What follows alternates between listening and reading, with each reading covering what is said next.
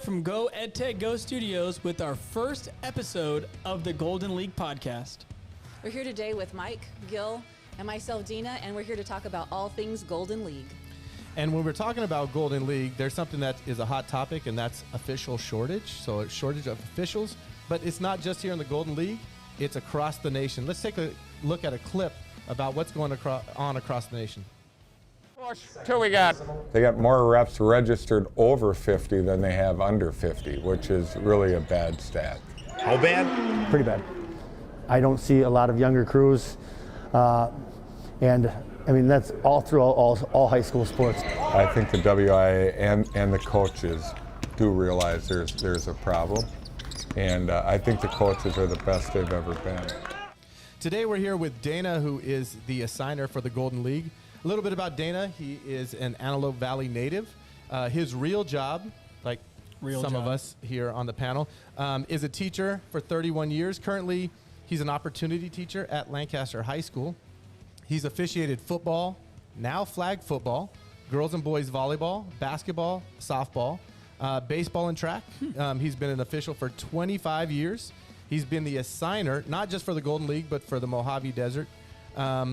And he officiates flag football, volleyball in the fall, basketball, soccer, wrestling in the winter, baseball, softball, swim, track in the spring. And I'm wondering how he does all of this and still is a teacher. It might be easier to say, what sport do you not officiate? Not would be soccer, wrestling, and swimming. Okay. Okay. All right. And actually, it's less now because since we got to school an hour later, I can't do baseball or softball or track anymore. Oh, true. Wow. True. Yeah.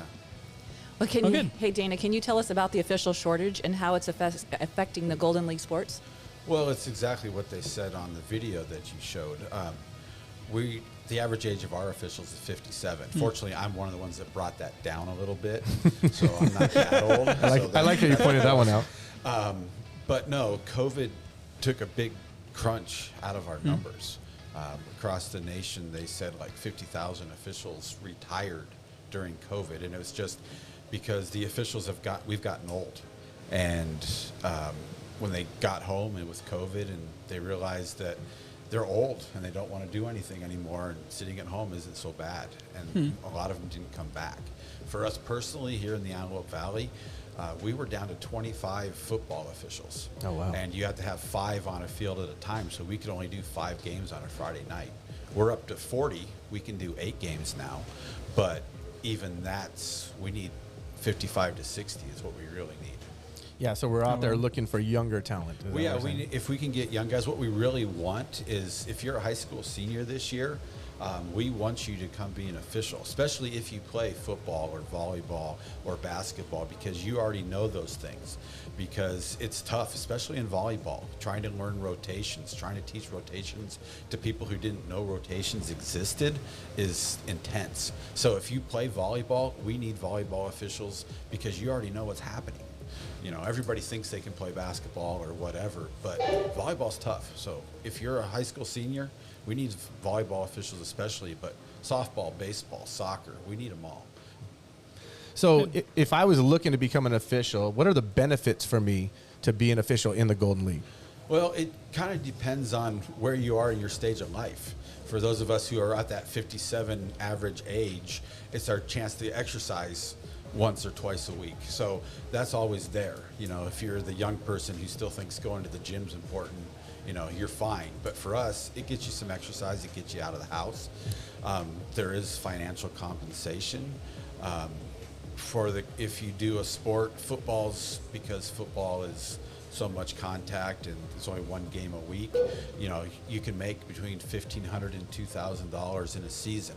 Basketball and baseball and softball, where they play 2 games a week, you're looking at like $2,500 to $3,000 in a season. So there's a financial benefit as well. For those of us like me, I mean, I officiate 6 sports. And I just love sports. I love playing them all. You know, I'm old enough that when I played, there was no year round. August you started football, October you went to basketball, and February you went to baseball. That's just what we did. And I just love playing sports. And it's a way to give back, because if it wasn't for the guys who officiated when I played, and that I officiated with when I started officiating 25 years ago, nobody could play. And we get that now.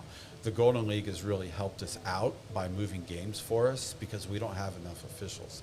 So there's that. It gives you an opportunity to give back to your sport, and it helps make the Antelope Valley a better place because there's something that people can do that every Friday night they can go to a game, or they can go to Tuesdays, Thursdays, or whatever. Is there kind of like a camaraderie with the refs?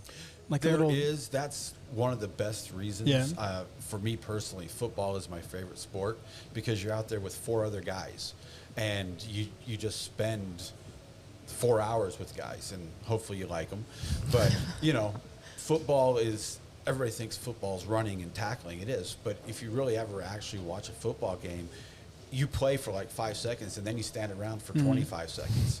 So you got 25 seconds that, as an official, we have radios and you can talk to the other guys on the field, and it's just a great time. We get there an hour early. After the games are over, we'll go out. We go to an official's house afterwards on Friday nights, and we hang out till midnight, 1 o'clock in the morning, complaining about how bad the players and coaches were. The same way the players and the coaches are at home talk about how bad the officials were. We do the same thing about the players and coaches too. It doesn't just have to be a man, though, that refs football. Oh no, we actually have one lady who officiates with us. She's been calling for about 5 years now. We're open to. I mean, as long as you can officiate, we'll take you. I mean, you don't have to know anything. We have training to teach you how to do it. It just takes time. You can't have an ego because it's going to get bruised really bad your first year. Well, that sounds super cool. If somebody wants to be an official, what kind of training goes into getting them up to speed to take on one of these sports? Okay. Well, what we do is, like I said before, you don't have to have any training or rule knowledge. We'll do all of that. And basically, what you have to do is you have to learn the high school rules, not what you see on TV on Saturday and Sunday. And that's usually where the biggest problem occurs, is that high school's different. High school's set up, it's still based on student athletes, not on making money like the NFL and the colleges are. So what we do is we have training, and they're usually on Monday nights, and you have to get 23 hours of training. And so we have about 10 meetings on Monday nights that are about 2 hours long. And then we have scrimmages to work, so you get on the court or field so you know what's going to happen when you're out there. So you just don't go out there and where do I stand and what do I do? So that is one of those things where you need to have like a Monday evening open. We are trying to do some more online stuff so that you don't have to have as many Mondays open, but everything takes time, and we're looking into more digital things. But if you can, Mondays nights like 6, 7 o'clock for a couple hours, we'll teach you all those things and what you need to do, where to stand, and maybe how to survive your first year. Yeah. It's funny you talk about them with the rules and all the different levels. There are a lot of times people in the stands are yelling rules that don't exist because they watch didn't Sunday think about night that. and it's different rules. And the same thing with college. And there's so many times I'm like, that's not a rule. So it's good to kind of even refresh yourself on the high school rules. And again, every sport has a rule book, but in reality, the rules are only there for one reason. That's so the game's played fairly and equally. Right. So therefore, if the game's being played fairly and equally, we aren't necessarily concerned about specifically what the rule book says. Right. So that's something else that you have to keep in mind is, yeah, that kid might have been held, but you got a tackle or a sack for a 5-yard loss. We're not going to throw that hold because you got a sack for a 5-yard loss. Right. Or the holds on the other side, and it doesn't affect the play at all, right? Right. So, we're looking at advantage, disadvantage, as well as the rules. Right. And, rules are important, and you've got to learn those. Just last week, me and 3 of the other White Hats had an hour text message discussion because I sat down and I read a rule, and I'm like, I've been doing this 25 years. I don't think I knew that. And it took us an hour to figure out. Oh, okay. For 25 years, we were taught this the wrong way, and we've taught people for 15 years the wrong way on this rule. And it's just like, wow. So you've always got to keep learning, because even after 25 years, it was like, oh my. Well, fortunately, this has never happened again. But when it does, you'll know when it happens because we're going to get yelled at really bad because it's something that you would never think should be a rule, but it is. Right. Well, how does the community support the local officials? Well, basically, there's an old saying, or not an old saying, but it's you always judge others by what they do, but you judge yourself by your intentions. Okay. And give the officials that same thing. We're not out there trying to make anybody lose or win. We're trying to play that game fairly. You mean you don't have a side? What? You don't go in with the side? Like, No. I'm choosing this team today to win. No, for football, we just want to get the game over and nobody gets hurt. We don't want to see an ambulance. Yeah. That's the way a lot of the high school rules are now, especially in football, is it's protecting people, keeping people from getting hurt, and that's where most of our arguments are. Is we want that kid in 30 years to remember that he was a high school hero, not can't remember anything. Right. So. But we're people just like you are. One of the good things about officiating is you get to go to different schools and do things. And Tuesday, I went out to Rosemond. I know they're not Golden League, but I had to do a game in Rosemond. My granddaughter and her parents live in Rosemond, so I officiated the game, and then I went over and I spent some time with my granddaughter. I was trying to do the teacher thing and read a book, but she had her iPad out, so there we you go. fed animals and stuff on the iPad before she went to bed. So, we want the same things you do. We just, we're there trying to make a difference for everybody else. Please be an official. I mean, a lot of guys, especially back when we had a lot of officials 10, 15 years ago, is, well, if you don't like it, come be an official. Well, I mean, that's still true, but no, please come be an official. Please be an official. I mean, I'm wearing my football shirt right now, but I actually have my volleyball pants on because I'm going to go back to school to teach the last 3 periods. Then I'm going to run out of school to go to a volleyball game. So I've got half my volleyball uniform on right now so that I can just change my shirt in the car on the way to the game. Then when that's over, I'm going to drive over and I'm going to go to a football game right afterwards. Right. Wow. And so, so I'm doing I'm working all day, 2 volleyball games, and then a football game today. So please, I don't want to do that.